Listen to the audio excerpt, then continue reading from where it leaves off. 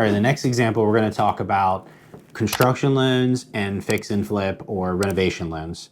So in this case, we're going to be looking at a scenario where a property is being purchased, let's just say for $1 million. The land is being acquired. It's a waterfront lot in Boca Raton. The developer is then going to build a single family spec home on the property. Let's just say it's a 5,000 square foot home. It's going to be cost to build at $500 a square foot.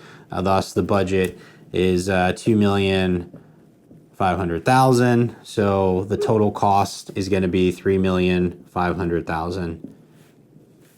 As a lender, we can lend anywhere between 85 to 90% loan to cost. So based off of this, we can lend 85 to 90% on the loan to cost.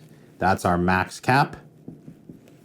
We also can provide financing of 100% of the budget, which is this number right here. Oops, right here.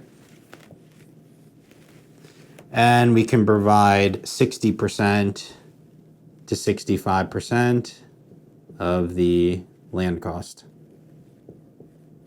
for permitted or unpermitted land. So what will happen is you'll get an appraisal. It'll give an as-is value of the land. It'll use the budget on what the general contractor provides or developer provides, and it's going to provide you with a completion value. And that completion value, let's just say, is going to be anywhere between $5 million to $6 million on this particular house. And if this is in the range on our loan to value of 65 to 70%, sometimes 75% we can get up to on the ARV, depending on the loan size, that loan's going to qualify. So this would be a fit on our ground up construction program. The only distinction between the ground up program and our residential fix and flip program is on the fix and flip program, it's light to moderate rehab, where on the construction program, it's heavy rehab or ground up vertical construction.